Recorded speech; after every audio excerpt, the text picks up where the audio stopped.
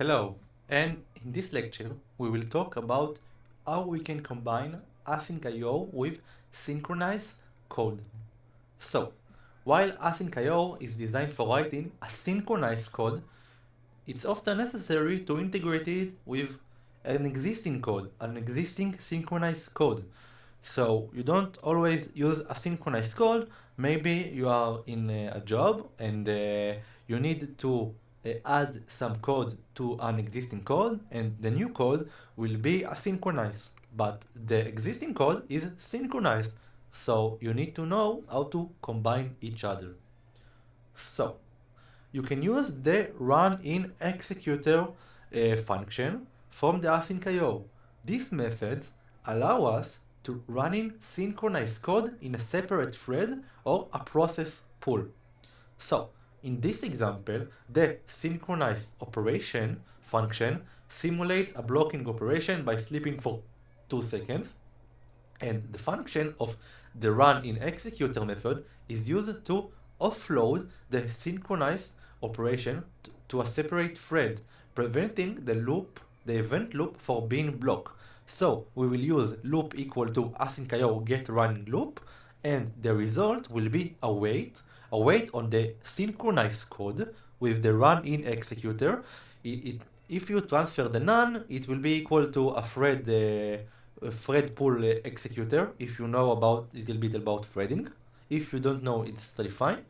And the function will be the function of the regular code, the synchronized code will be the synchronized operation, and then we will print the result. So many popular libraries in Python are synchronized, such as request for making HTTP requests.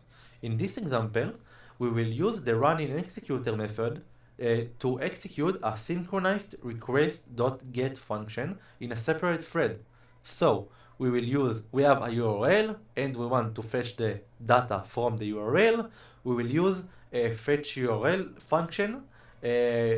The fetch URL function is a coroutine that awaits for the result from the HTTP request, and we use the runInExecutor to get the data from the requests, because request is a regular library that use not a synchronized method, only synchronized method, and because of that we will use the runInExecutor in a synchronized function in a coroutine, but we will transfer the function as request.get to get us the data from the URL.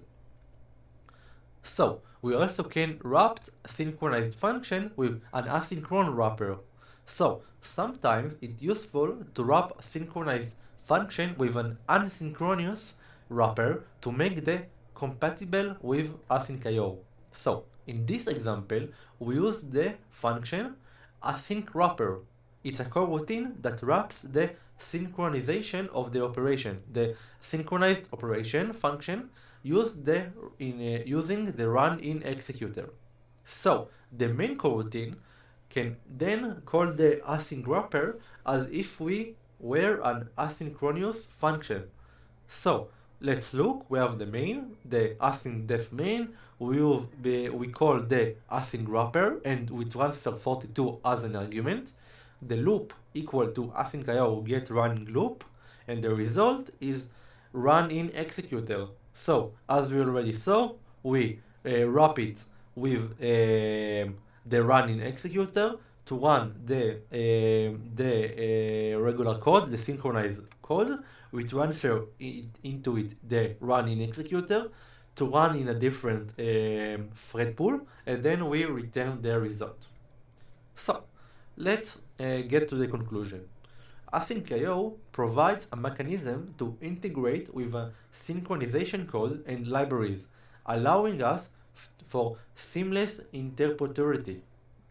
We can use the runInExecutor method that can offload synchronized code to separate threads or process pool, preventing the event loop from being blocked. And in addition, asynchronized wrappers can be created around synchronized function to make them compatible with AsyncIO. So, as I already said, if you have an existing synchronized code and you want to add a synchronized code, you can wrap the regular code, the synchronized code, with running executor that will run it in a separate thread. So, let's jump to some code examples. I will see you there. Bye bye.